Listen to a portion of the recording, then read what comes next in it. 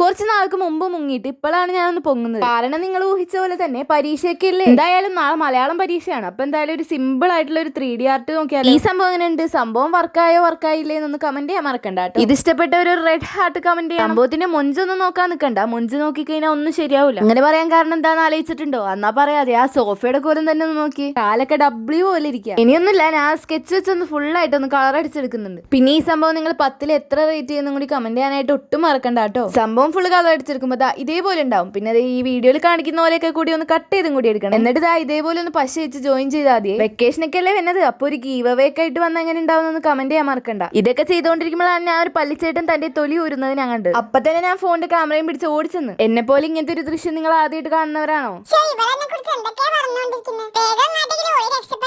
എന്തായാലും നമുക്ക് തിരിച്ച് ക്രാഫ്റ്റിലോട്ട് തന്നെ വരാം. ഇതാണ് നമ്മൾ ഉണ്ടാക്കിക്കൊണ്ട് വന്നിരുന്ന സാധനം. എല്ലാം കഴിയുമ്പോൾ സംഭവം ഒരു അടിപൊളി 3D സംഭവമാണ് കേട്ടോ. വീഡിയോ ഇഷ്ടമായിട്ട് ട്രൈ ചെയ്ത് നോക്കാൻ, ലൈക്ക് ചെയ്യാനൊന്നും മറക്കണ്ട.